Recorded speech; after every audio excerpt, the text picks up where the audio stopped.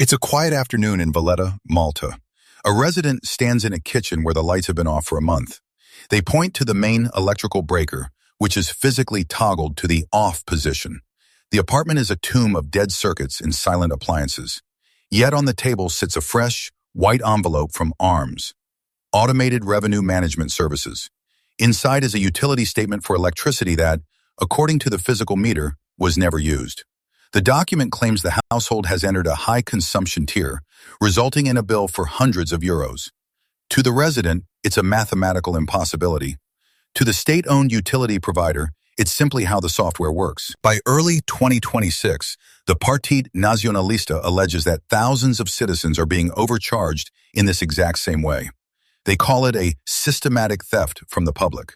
ARMS responds to the mounting evidence with a formal press release. The company denies it concealed any system error. They maintain that no evidence of a technical fault has been found within the code. To the institution, the algorithm is more real than the copper wiring in the walls. The billing system is functioning exactly as designed. But when the design creates debt out of thin air, the consumer has no way to audit the machine. This is the story of the infallible machine. Before the transition, utility billing in Malta was a slow, manual process.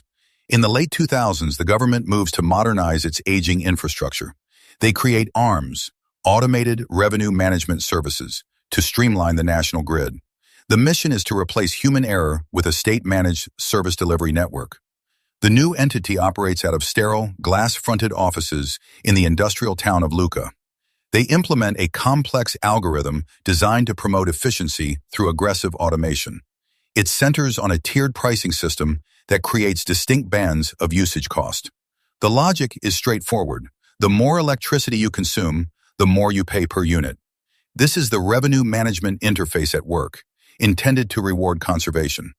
Low-usage households stay in the cheap eco-reduction bracket, paying a minimum rate. High-usage homes are pushed into the expensive upper tiers, where the cost per kilowatt-hour triples.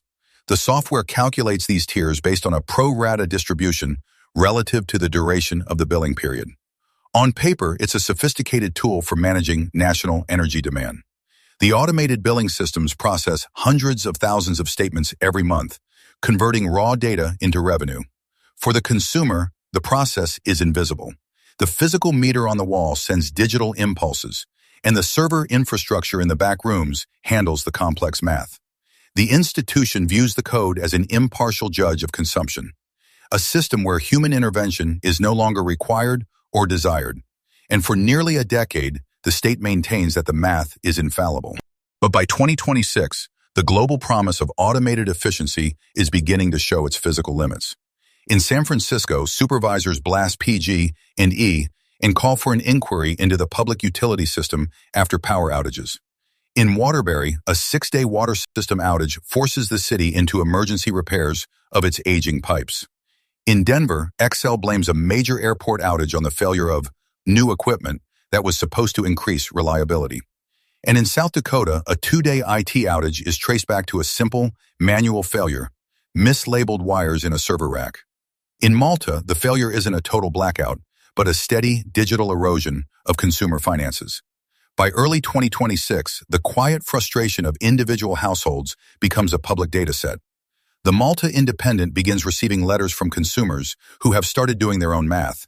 They spread utility billing statements across kitchen tables in houses from Slima to Rabat, comparing the dates to the totals.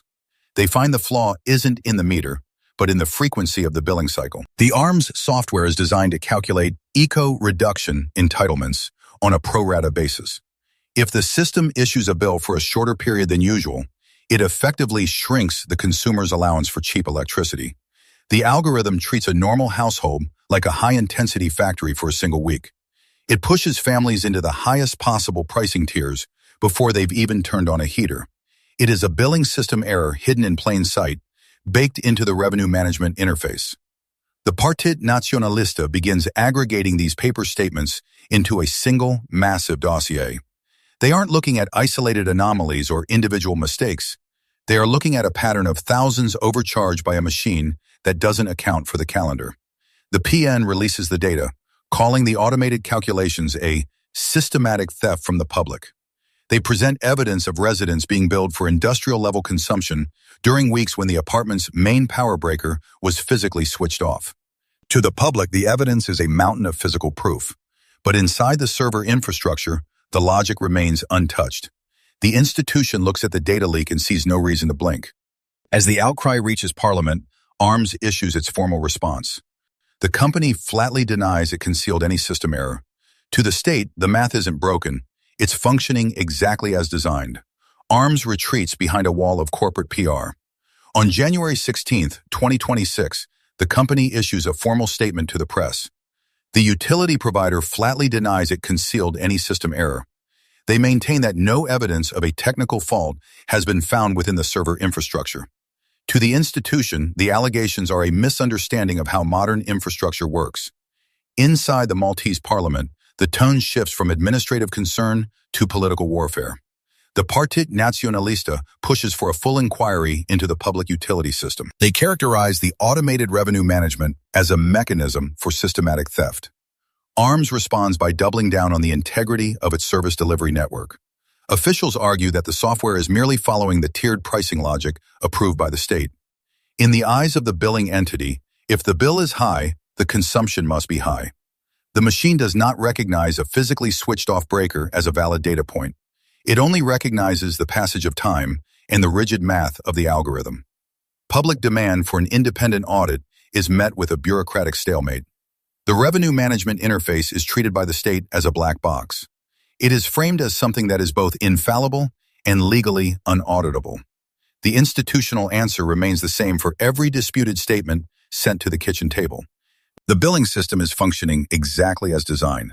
Today, the sterile glass lobby of the ARMS headquarters remains open for business.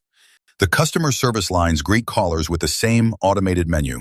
Behind the scenes, the server infrastructure continues its silent math. Every month, thousands of fresh white envelopes are printed and mailed across the islands. They land on the same kitchen tables in Valletta and the dusty side streets of Floriana. For the residents who cannot afford to fight the state, the choice is simple. They pay for the electricity the machine says they used. They pay to keep the circuits live, even if those circuits were never closed and no current ever flowed through the appliances. The Partit Nacionalista's dossier of overcharged statements sits in a filing cabinet. But the algorithm doesn't read dossiers. It doesn't look at physical meters or toggle breakers. It only looks at the tiers. As of this recording, the utility has issued no refunds. There has been no manual override of the software's logic. On a government desk in a fluorescent-lit office, a disputed statement is finally stamped with a red "paid" mark. The billing system is functioning exactly as designed.